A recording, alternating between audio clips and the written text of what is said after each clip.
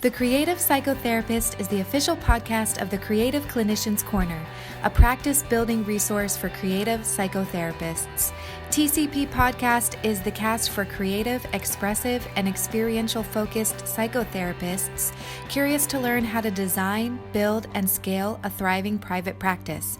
Your host, Reina Lombardi, interviews successful therapists about the tools and strategies they have used to develop creative-focused practices. They also talk about the products, services, and side hustles they have developed using their knowledge and creativity to enhance their therapy practices, make a greater impact in their communities, and diversify their income streams. Welcome. Now here's your host, Reina Lombardi. Thanks so much for listening to the Creative Psychotherapist Podcast. I'm your host, Reina Lombardi, and today I'm going to share with you a solo episode where I am talking a bit about boundaries with your business and the importance of those and how they might show up in different ways. And I was inspired to create this episode based on the work of Terri Cole. If you're not familiar with her, she has written a book called Boundary Boss. And I just started diving into it myself, and it's incredibly affirming in terms of, really being clear, really holding true. And when we do, how much freedom and joy that opens up for us. And with her book, she has written a boundaries Bill of Rights.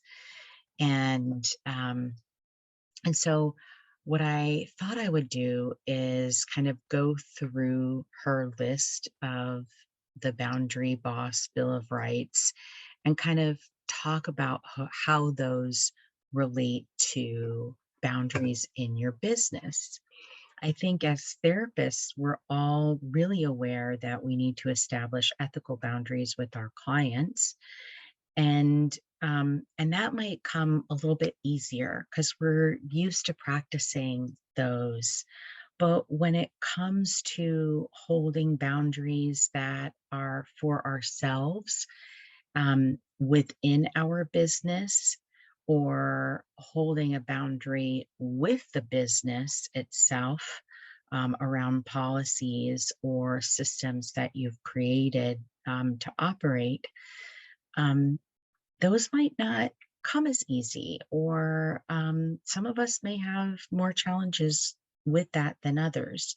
So if you identify with maybe feeling guilty about not doing enough work or not completing the tasks that you had set out to accomplish at the end of the day, not really knowing how to structure things and stay true to that structure in order to accomplish the goals that you're setting out to accomplish in your business, then this might be a helpful episode for you.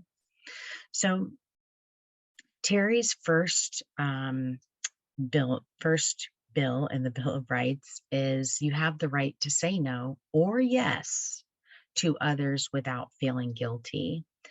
And I think for a lot of us starting off, when we just start off, I know that this comes up in terms of like saying no to clients that we might have experience working with in the past, and we might be highly knowledgeable in being able to help them with their particular issue, but they don't necessarily align with the niche that we're trying to create in our business.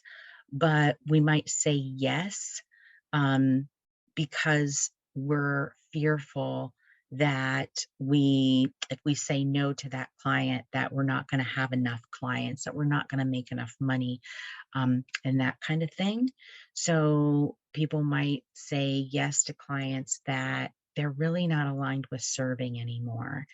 And of course, what happens when we say yes to something that we really wanted to say no to, that of course brings up, or potentially could bring up, feelings of frustration, feelings of resentment, that could lead to some countertransference with the client, that might not be helpful in the long run in your work together.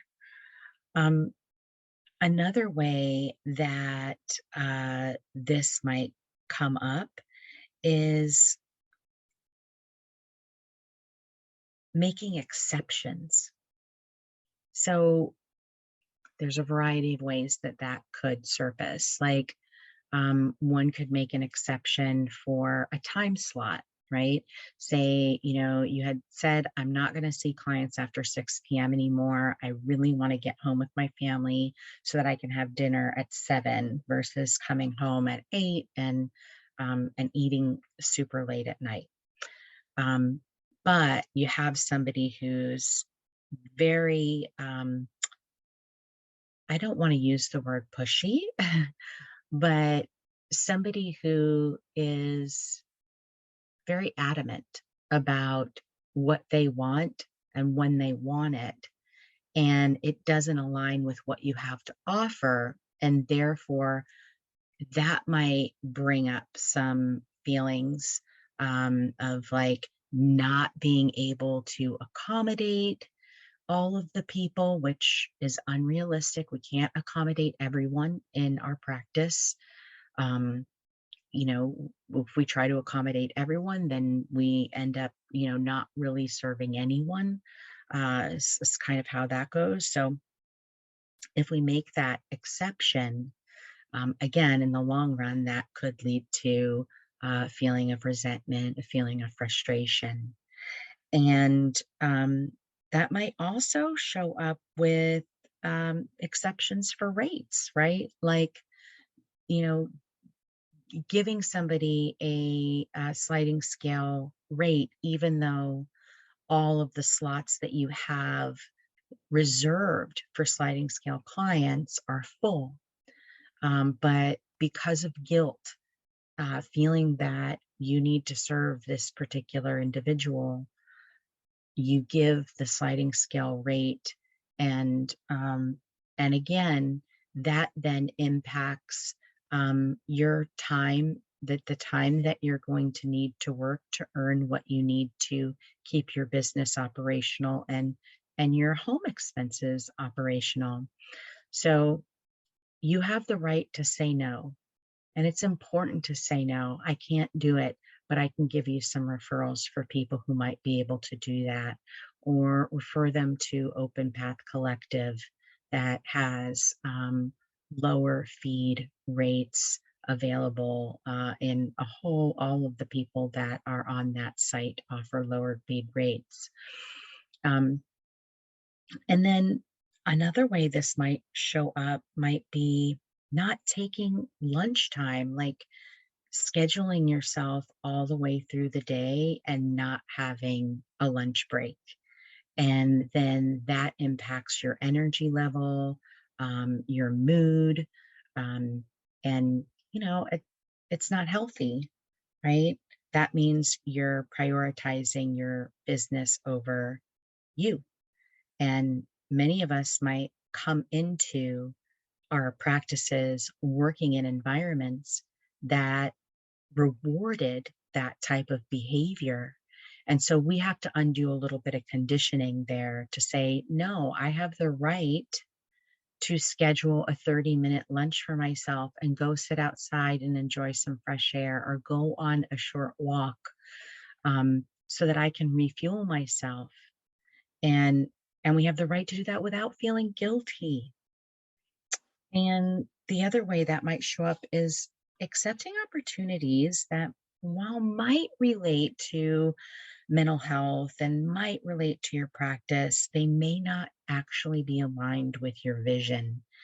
And so, an example of that is when I first created my practice and it was just me, I was kind of doing it as a hybrid where I contracted with other agencies out in the community to provide groups on their sites. And then I saw, individual clients in the practice. And then eventually I've just gotten so busy to where I can no longer do that. And I haven't really found any, other therapists that's willing to go out and do those groups in the community. A lot of them are a little bit farther away from where I practice, so it's a commitment. It's a time commitment just to get there and back. So that makes it a little bit challenging. And so I've had to say no to many opportunities because I know that if I did say yes to it, it would take time away from what I'm really trying to accomplish in the long-term goals for the vision for my businesses. So you have the right to say yes or to say no without feeling guilty. And the the second bill is you have the right to make mistakes, to course correct, or change your mind. And one of the things that Terri points out is that every choice doesn't have to be a life sentence. We don't have to stick with how we've designed something if it's not working for us. And I think that's really important as a practice owner or business owner, not necessarily even with practice, but to say, okay, this was my original design and it's really not working for me. I need to alter how I've structured this. And that might come in a variety of ways.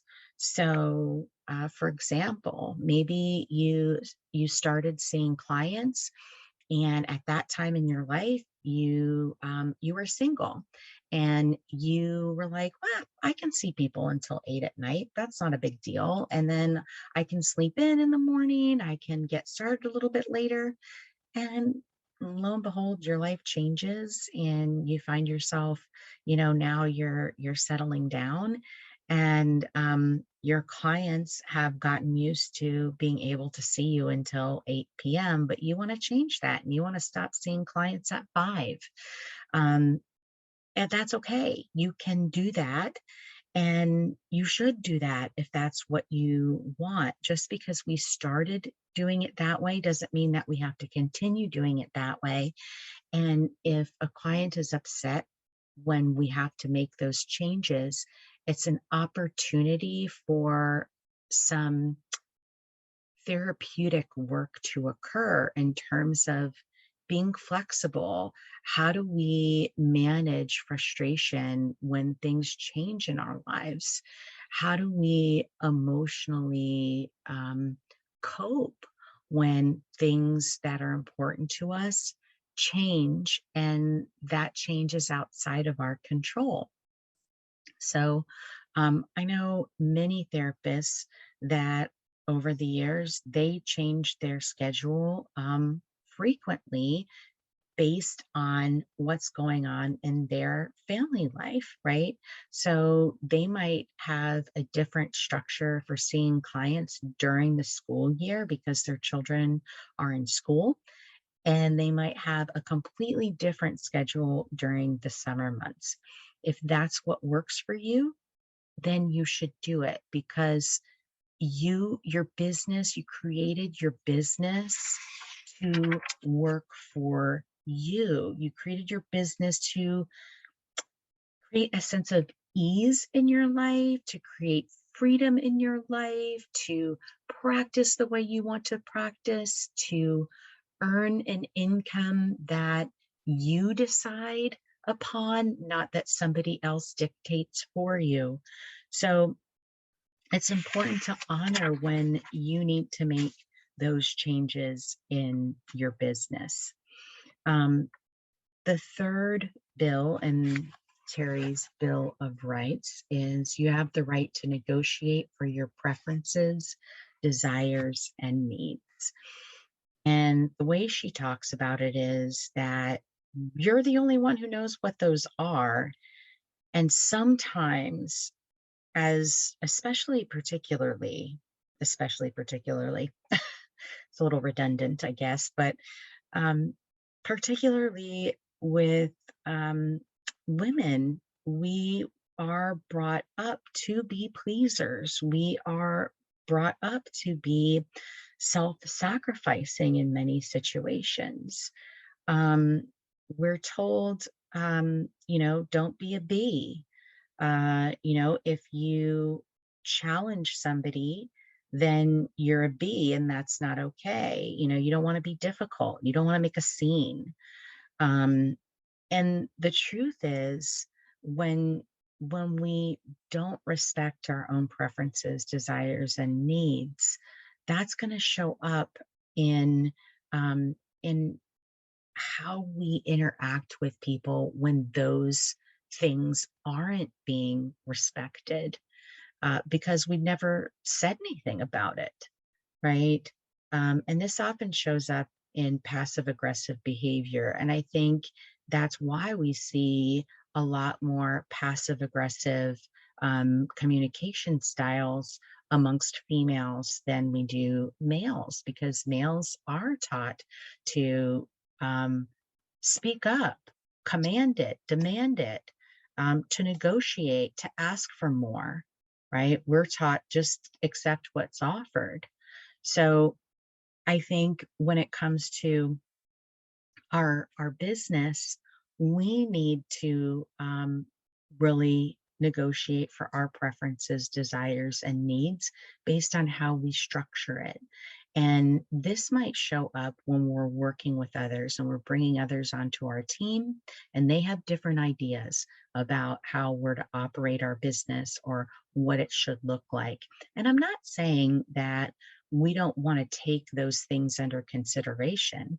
I know I certainly do. I try to be very open and listen for ideas, because sometimes other people have really fabulous ideas, and they make sense. And I'm like, yes, let's do it. Let's integrate it. Let's put it into action. Perfect. That aligns with making all of our lives easier. Let's do it.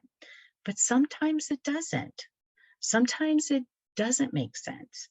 And so at that point, it's really important for us to hold that ground. And we can do so assertively, without, being rude or condescending. The fourth is you have the right to express and honor all of your feelings if you choose to. And again, this this is probably not going to relate to how you're engaging with clients, but this is going to relate to how you're engaging with the other people on the administrative side of your business, right? If you've hired somebody and they're working for you and they're not meeting your expectations, then you have the right to express that, and you have the right to set limits and terms around whether or not you'll be able to continue working with that individual. And I think this part is really hard, right? As a therapist, we really want to give people the benefit of the doubt. We really want to give people every opportunity to rise up to showing the best part of themselves, and give people the opportunity to make mistakes and support them in and growing and learning from those. But sometimes when it comes to doing business, that may not be the right time to hold that space for somebody else. Okay. And that's hard. That's hard. I remember the first time I had hired a virtual assistant, and it was a company, and the company matched you with an individual assistant. And the first person that I got was fabulous. And I had spent like an hour getting to know them, talking about how I would like them to answer phone calls, to manage client inquiries and things like that. And they were wonderful. And then something happened. I think maybe they got sick. I'm not really sure, but I got transferred to somebody else, which lasted for a very short time, maybe a week and a half or something. But again, I had to spend an hour with that person, kind of onboarding them. And then they left, and then another person, and then they weren't doing a good job. And I thought, what am I doing? I'm spending a ton of money, and I'm wasting my energy, and now I'm pissed. I'm really angry. And and so I said, okay, I can't do business with this company anymore. And had that never happened, if I would have stayed with the first person who was amazing, like I definitely would have stayed with that company. But because I kept getting bounced around, and the feedback that I was getting from my clients wasn't positive, I I said, well, I can't give more opportunities to correct the problem. I've tried talking with them. I can't give more opportunities to correct the problem because it's impacting my business negatively. And so I had to terminate that contract, and go move on and hire another company and go from there. So sometimes that's going to happen, and that first time that you have to do that might feel a little bit difficult if you've never been in like management before and never had to terminate someone and go through that dialogue. But once you do, it feels very empowering because you know that you did what was in the best interest of yourself and your company. The next is the fifth bill in the Bill of Rights is you have the right to voice your opinion, even if others disagree. Again, I think this comes up in terms of, working with other people, bringing other people on to assist you in administrative tasks. I know this came up for me a couple of years ago with one of my assistants, and like she's amazing, and we were able to have a like an easy conversation about it. And it was like she had an idea of what I should be doing to for us to manage my email. And her idea was like put me over the edge. I was like, no, I'm asking you to deal with the email because I'm so overwhelmed. I I can't I can't prioritize time to deal with the email because there's hundreds of emails coming in every day, and I don't have time to sort through and label and organize, or to tell you which ones to respond to. I need you to open them up. I need you to figure out a system to do that. We worked through it, but I knew that if I would have accepted the way she was trying to design it, I would have been mad at her. I would have been frustrated with her. And the truth is, it wouldn't be her fault. It would be mine because I didn't honor the way I know I needed it to be accomplished for me. So when you can honor it, it really helps in your working relationships. And that's all I had to tell her was, it's not that I don't think that your system is effective. It's I know I'm not going to be able to execute it. I don't have the time or mental energy to execute it. It's way too complicated for me, and therefore I'm not going to do it. And that's going to create more problems. So when we know ourselves, we can communicate in a way that even if we have a disagreement about the way things should be done, we can work towards a compromise. Here's a word from our sponsor. This week's episode is sponsored by Florida Art Therapy Services, a small group art therapy practice offering telehealth and in-office individual and group therapy services, as well as continuing education and professional development and workshops for therapists.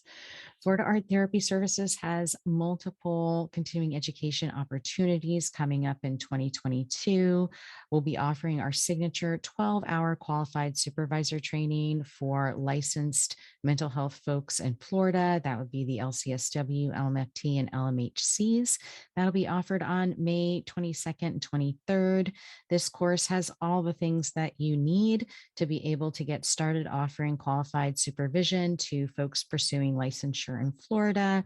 And we make it fun and interactive and break it up with lots of experientials throughout the training. And we're going to also be offering a new course. It's a 6-hour supervision in art therapy course specifically for art therapists in need of the continuing education hours to provide supervision for colleagues pursuing their ATR. And this will be offered on June 3rd. All these trainings are online via Zoom, so you can take them no matter where you are. And we're also going to be offering the EPICS visual-based career assessment training, which is based on the Holland Codes and was developed by art therapist Karen Anderson Vignon. It's going to be a 2.5-hour CE event, and you'll be able to take the assessment and learn how you can use this dynamic tool with clients. And it's going to be taught by Karen herself. If you want to learn more about EPICS, check out episode 62 of the podcast, which features a conversation with her and myself all about how she developed the assessment tool and how she's utilizing it to help people find their ideal career. And if you're interested in learning more about these or any other continuing education opportunities that Florida Art Therapy Services has to offer, head on over to the website www.floridaarttherapyservices.com. In the menu bar, you'll just click on continuing education and there'll be a drop down and you can choose from the variety of trainings that we offer.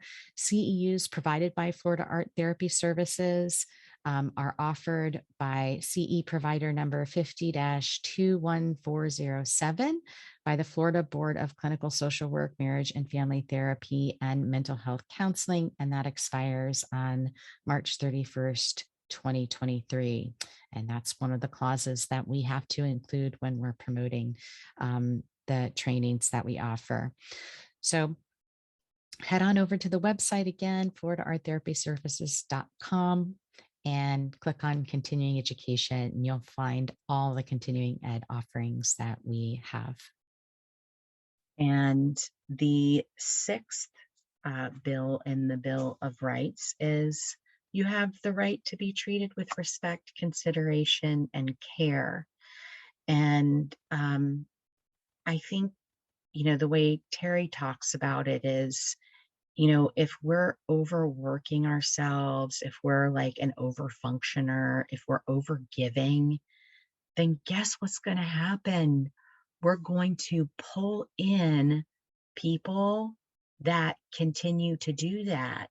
And they're going to refer people that say, hey, this person goes above and beyond all the time, right?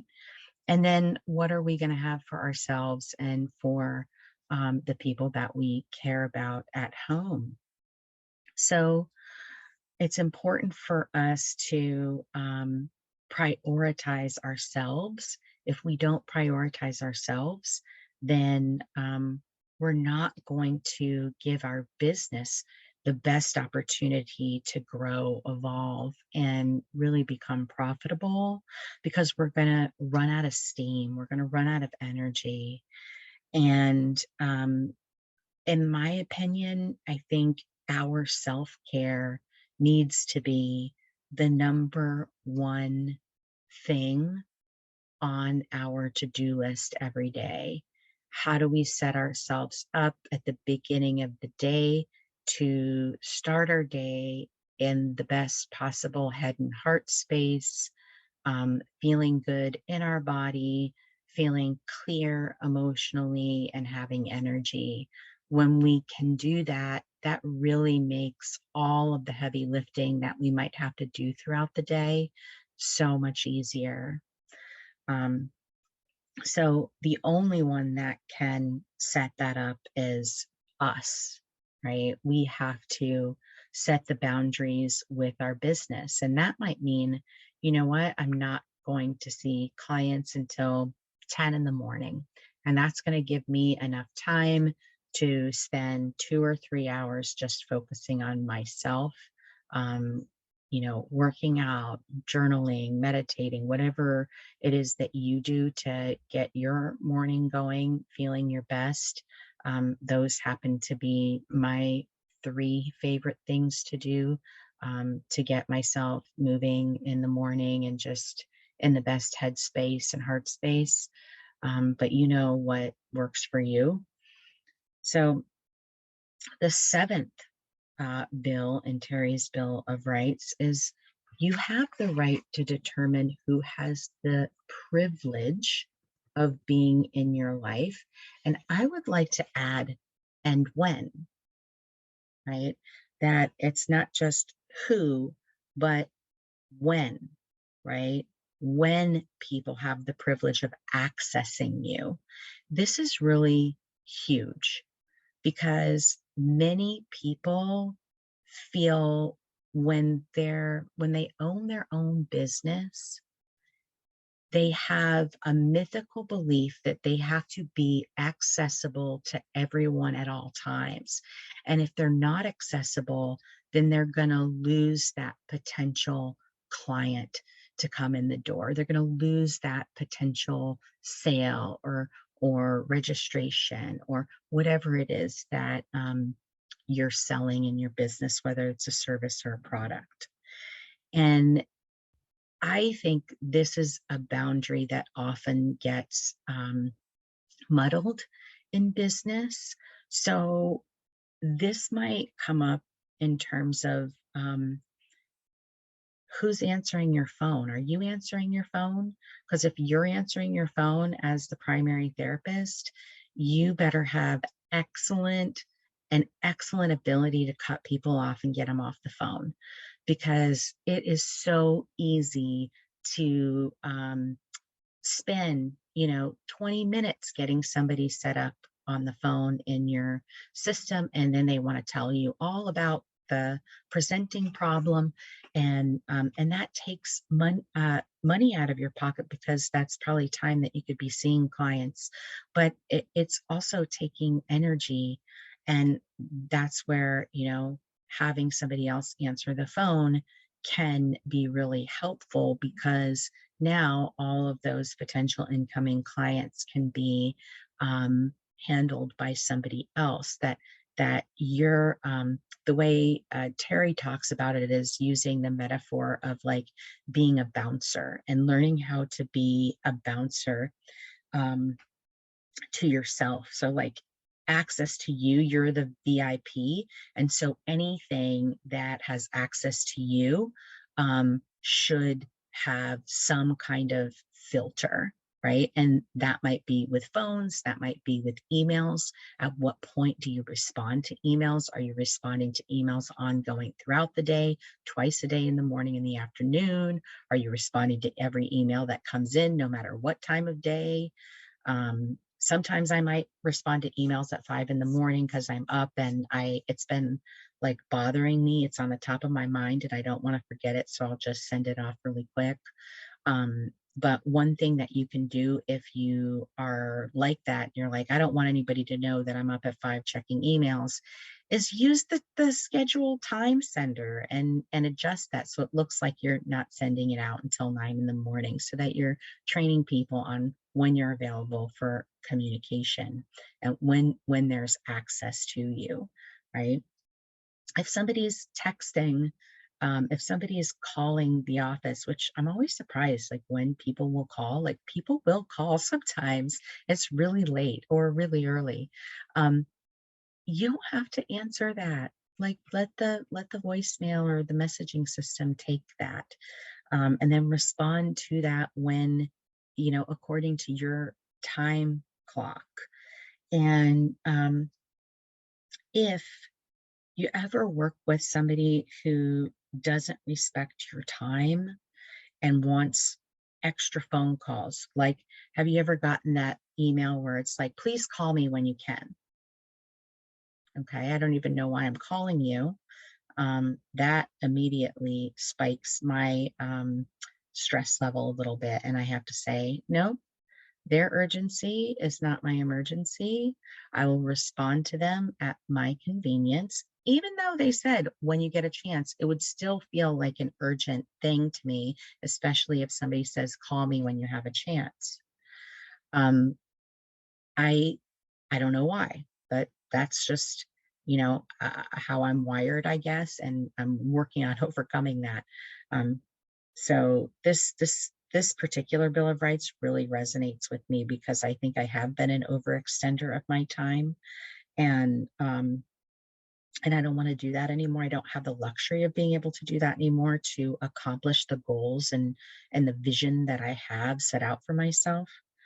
Um, so when somebody does that, if they're doing that repeatedly, then the next Bill of Rights is communicate your boundaries, limits, and deal breakers, right? Um, so communicate with them.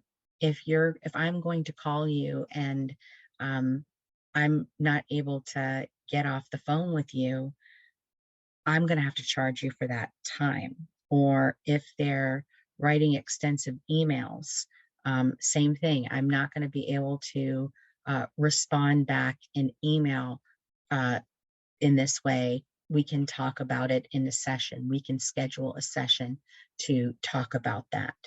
Um, we teach people how to treat us. So we're responsible for communicating that, nope, I'm not able to do that. I'm going to need to charge for that time. So I already said number 8 in the Bill of Rights was, you have the right to communicate your boundaries, limits, and deal breakers. So what are your non-negotiables, right? Like what isn't okay with you in your business, right? Who, right? This might be where niching is really helpful. As expressive arts therapists or experiential based therapists, oftentimes our modality, our approach to treatment is a niche. But what about the folks that we're serving? Like, who are those people?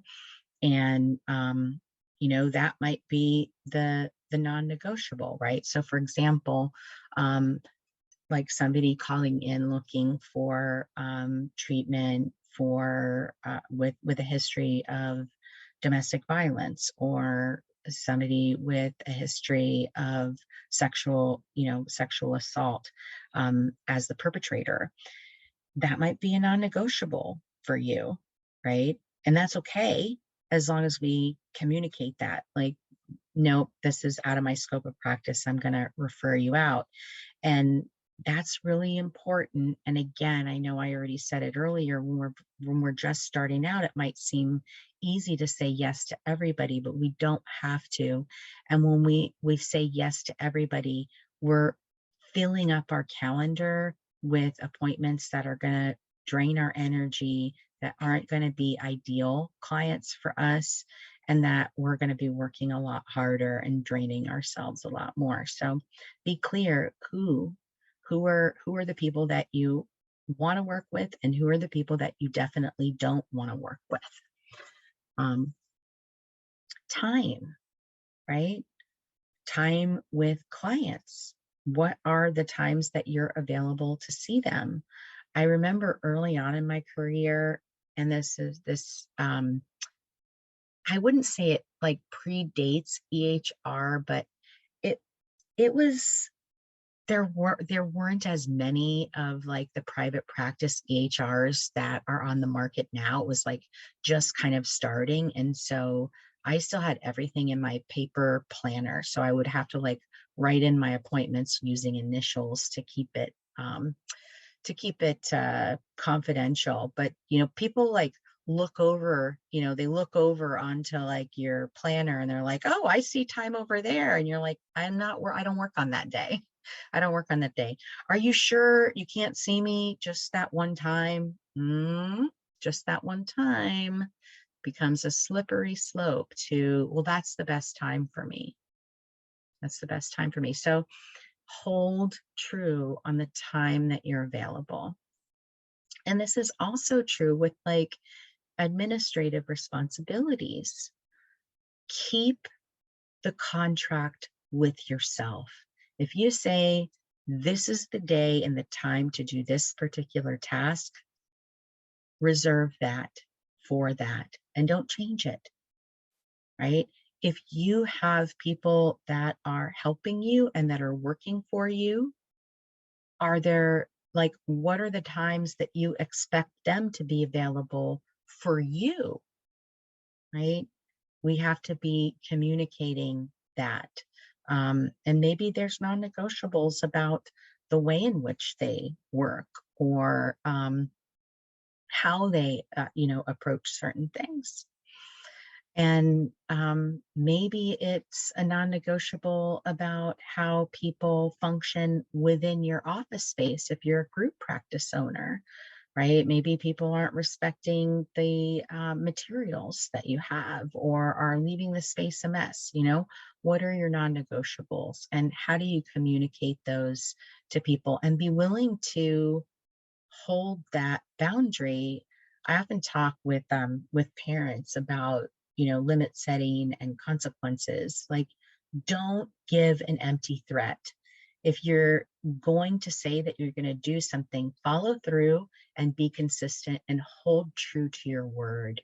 When you hold true to your word, that's sending the message to yourself that I am important, I am worthy of this, that I'm not willing to tolerate this particular behavior in my life, or this particular behavior in my office, in my business. So if you have to set limits with staff and they're not being responsive to it, being willing to follow through and have that difficult conversation of, then I might have to say, we have to end our contract, right? Or we have to, we're going to have to terminate our relationship. And then number 8, oh no, I already said number 8. That was the boundaries, limits, and deal breakers. The number 9 in the Bill of Rights. You have the right to prioritize your self-care without feeling selfish. How often do you celebrate your wins in your business? How often do you celebrate what you've been able to accomplish and build and create from nothing? That's an enormous task. It's huge. Think about it. Most of us don't take that time. We don't take that time to reward ourselves and celebrate and do something special. And I think that that's really, really important.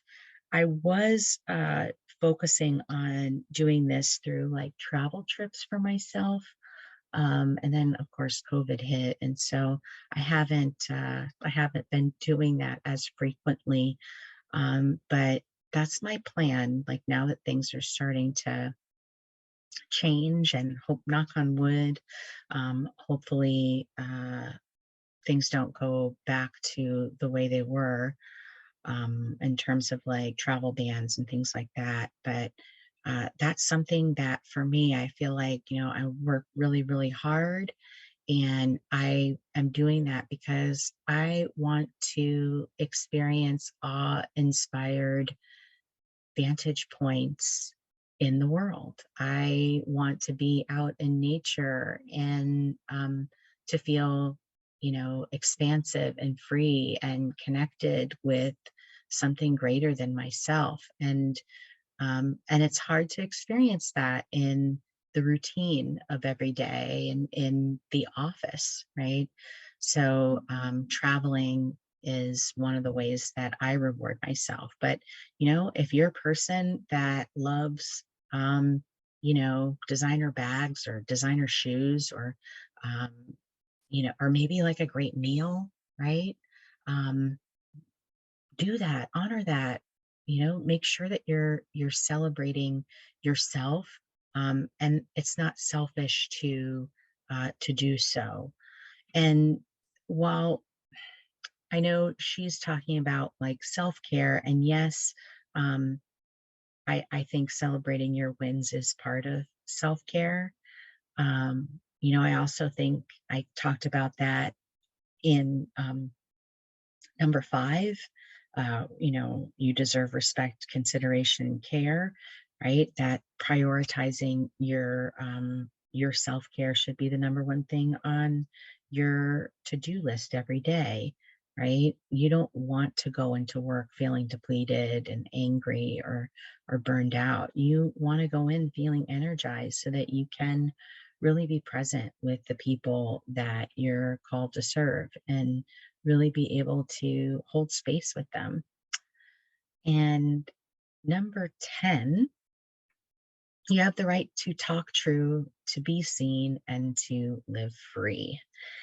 And this might mean sometimes that we have to ignore other people's good opinions of us, the way we're structuring our business, the policies that we have in place in our business, the choices that we make in our business, uh, the decision to offer coaching in our business, for example.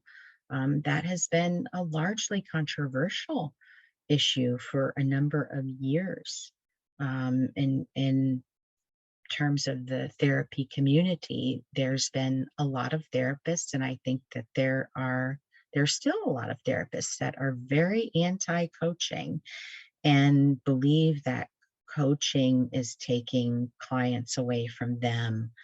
And I know a couple of years ago, before I started the podcast, I was kind of fleshing out some ideas, and I was in like a therapy group forum, and I was talking about that and wanting to add coaching, and somebody just ripped me a new one and told me how that in the state that they're in, they're on the licensing board, and they're pursuing, calling those people out and having them lose their license. And it was very intimidating, I will say. And I had to explain, I'm doing my plan to do coaching is to help people grow their business, which is very different from what I do clinically. And I see them as two different skill sets. While we're still using many of the same skills that we have as therapists, when we're coaching or consulting, we're not getting into depth. We might make mention, for somebody to think about the origins of certain beliefs that might be holding them back, but we're not going to go down that road and reprocess that and, integrate that. That's work for the therapy room. We're just going to focus on, how to reframe, how to restructure, how to alter different ways of doing things to help them achieve the outcome that they're looking for in their business. So if I were to listen to other people's thoughts about that, I never would have made the podcast. Honestly, I never would have created the Creative Clinicians Corner and the space to provide consulting to other therapists so that they could do the same. They could talk their truth. They could be seen. They could be free to create a business and provide services in the way that makes the most meaning for them and those they're called to serve. And so I really encourage you to do the same. Talk your truth. Be seen. Create a life that allows you the freedom that you want, desire, and deserve in your life. So other people are always going to have good opinions, but let's just choose to think that any limiting talk about what we're doing is really about their belief in what they're able to accomplish, or maybe there's some limiting mindset stuff that is causing them to believe that the way you're structuring isn't the best way, or it shouldn't be happening, or what have you. So I hope that this was helpful for you in thinking about the importance of boundaries in our business, not just in the relationship with the client in the room. If you enjoyed that, I highly recommend that that you check out the work of Terri Cole, and you can find her copy of the Boundary Boss Bill of Rights on her website, which is terricole.com/boundary boss bill of rights. And of course, her book is on there, and she has a great podcast too. Highly recommend that you check her work out. All right, everybody, I hope you have a great rest of your week, and I will talk with you next week. Thanks so much for listening to this episode of the Creative Psychotherapist Podcast. I hope you enjoy this episode on the importance of boundaries in your business. If you want to hear about certain topics, you want to hear from certain people, anything that you would want us to talk about on the show, please drop an email and let us know at creativeclinician@gmail.com. We'd love to hear from you. Thanks for listening to this episode of The Creative Psychotherapist. If you like what you heard, please rate, review, and subscribe wherever you listen to your favorite podcasts. For show notes, downloads, and additional resources, head over to the website at www.creativeclinicianscorner.com.